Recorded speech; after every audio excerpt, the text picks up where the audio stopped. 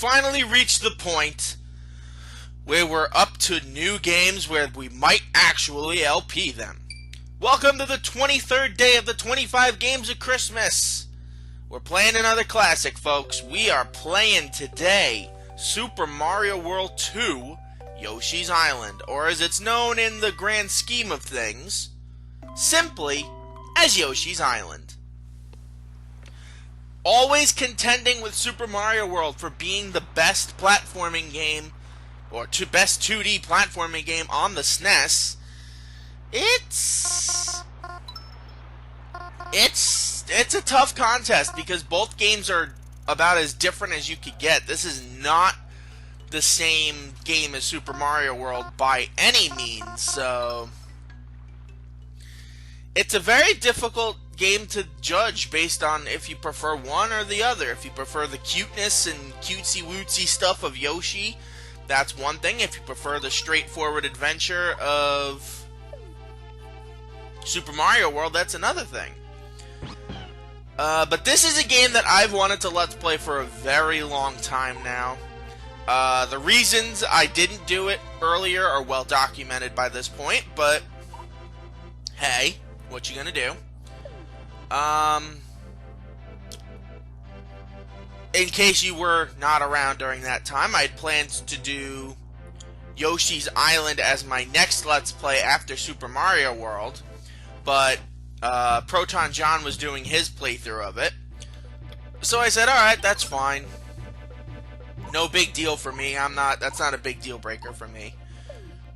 So I was gonna do Mario 3, but then TRG decided they wanted to do Mario 3 as sort of the first in their new series of videos where they all play games where one of them hasn't played it. So Super Mario 3 for Chugga, Pokemon Snap for NCS, and then Pikmin for John. So I couldn't play it then, so I ended up settling, quote-unquote settling, because everybody loves the game, on Super Mario 64. So that's a thing. But this game is pretty straightforward. It's a basic platformer where you have to escort Baby Mario to find Baby Luigi, who has been abducted by Kamek. Now, each level you are graded on something. In essence, you have to collect 3 different types of things to get a better score to end the level.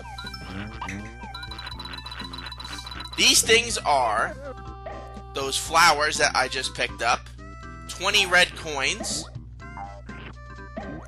as well as keeping that gauge that if it drops to 0, Baby Mario will be kidnapped, about as high as you can possibly get it.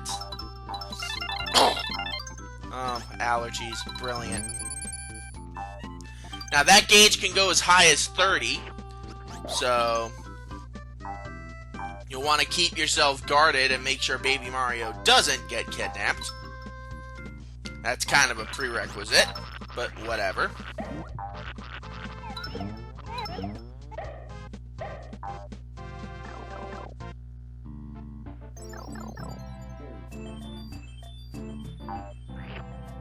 I am going to attempt to do this game when I Let's Play it at 100%, but it's a very difficult... Shit. Frickin' Shy Guys. Come on, up and at 'em, let's go. It is a very difficult game after a certain point to get 100% for. Like, I mean like an especially difficult game. I wouldn't recommend it for like my worst enemy, to be frank. Make sure you get all the little star points that they brought out, as well as making sure you grab as many of the red coins as possible.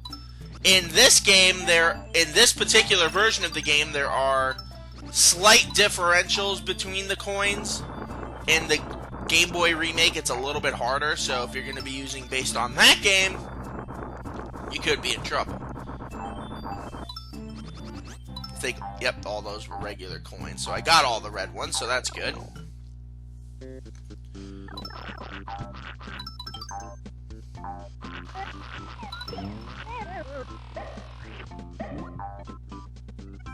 In terms of where this game sits for me on an emotional level,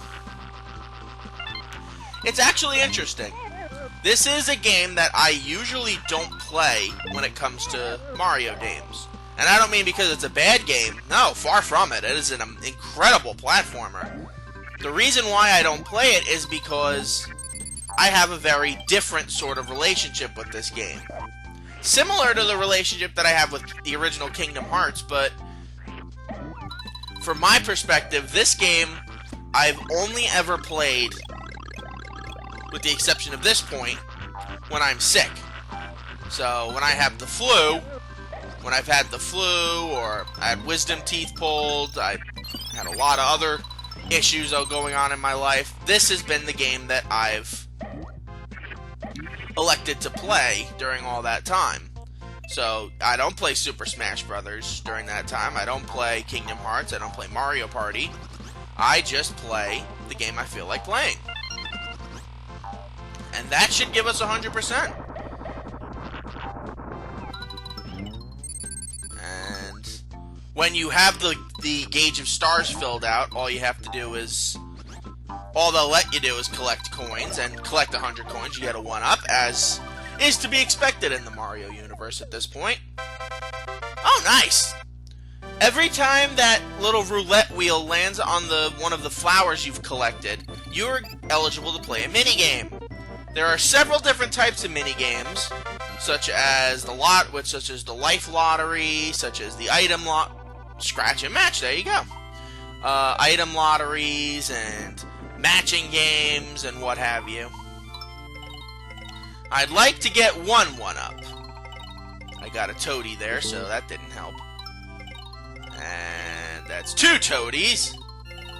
You don't lose any lives for doing these either, so... oh, cool, I did get a 1-up. Nice. But no, I only usually play this game when I'm sick, so... if I choose to Let's Play it at some point next year because I'm sick, that would be an interesting thing to say. But no, I absolutely adore this game. Whether or not I think it's better than Super Mario World, that's a case-by-case situation because... hello, Chain Chomps. That is truly a case-by-case situation for me because... run, run, run, run! Oh, jeez. Those are pretty much insta-kill if they land on you, because they don't hurt you, they just drag you down with them. You know, they're kind of Debbie Downers like that, them Chain Chomps. But no, like, it's one of those, when I don't play a game that often, that's because I have a personal connection with that game, so... like, if I love a game but I don't play it that often, like Super Mario 64... I'm usually playing every couple of months, honestly. Like, I'll break out the DS version, or I'll hook up my N64 and I'll play that version. Now, I actually thoroughly enjoy this game in different ways in comparison to how well I enjoy other Mario games. Like Mario Sunshine, I'll say is probably a better overall game than 64, but I prefer to play 64. 64 is probably an overall better game than Yoshi's Island, but I like playing Yoshi's Island a bit better, because if you overplay it, you might get a little too good at it. Once you get too good at certain games, it sort of diminishes the fun. That's why I like doing the secret stuff in Kingdom Hearts games, because you could breeze through the main story of that game, but then once you get to, like, friggin' Sephiroth or Lingering Will, it's like...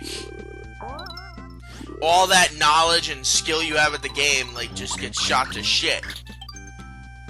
One of the many aspects of the Yoshi's Island games is Yoshi's ability to transform. He can transform into a helicopter, a train, a car, among a few other things. But since these are the first couple of levels, you won't be worrying too much about, like, actually having to platform through these things. For now, it's just a matter of making sure you collect all of the little collectibles, you know? And I lost. Oh well. We can keep going though. It's basically infinite. And in case you're wondering, no, this game does get brutally difficult at certain points. And I'm not even joking when I say that. Like, there are certain elements of this game that get so challenging that it's like almost not even worth playing. But to get to those, it's so difficult anyway that it's like almost not even worth it. Like with Super Mario World, there's extra levels that are in the game that you can only unlock by 100%ing all of the... basically 100%ing the entire world that you get, and you can only unlock them by doing that. And in the Game Boy version, they added extra levels, which was sadistic and cruel of them, but hey. I don't know if I've gotten them all, though. I don't know if I've gotten them all. No, I haven't. Ugh. And those can be extremely cruel to you. And honestly, I have not decided if I'm going to do the Game Boy version first and then the, or play the Super Nintendo version. I have not decided yet. I think because I did the Super Nintendo version for Super Mario World that I might just... Come on! And there it goes. I don't think I got it. Oh well. Oh, hello. And I screwed that up. Perfect. Perfect! Good job, Yoshi. Good job. Good job, good job, good job. I don't know if I've gotten them all. That's the scary part. And we gotta go up here so we can... Excuse me, Mr. Block. Thank you. Gotta go back up here so I could go get the helicopter. No, I gotta... It's on a different level. That much I'm aware of. But I do adore this game, and like I said, I will do everything in my power to make this Let's Play of it as interesting as possible, because I like the Yoshi's Island games. I've played this one. I've played Yoshi's Island DS. I don't think I've played Yoshi's New Island, but given the less than stellar reviews it gets, it could be possible that I might not play it. Alright, so we got all of them. Alright, so let's see if I can make it to that Yoshi head. Right. Over. Nope. Well, I ran out of time. Oh well. Alright, no big deal. I got all the coins, though. That's what matters. But I love these games. And even though they're usually just tit for tat the same thing each time, I enjoy it reasonably enough. And I love the fact that these games are now back out and you have the ability to make save states and do all that in case something goes horribly wrong. You can fix yourself, and yeah, perfect, 100%. Doesn't really matter if I get 100% since these are just the demo videos, but still. But still, it'll leave me with a good feeling in my heart. And... dud. Oh well. Oh well. That means they'll just move us on to the next level, and I will move on to the next 2 days of the Christmas countdown of 25 days, where we will go back and play 2 of my favorite platforming games of all time. You guys, I'm pretty sure, know what they're going to be, and we're playing them through to the fullest, so I will see you guys tomorrow and on Christmas Day when we play Aladdin and the Lion King. Until then, sayonara.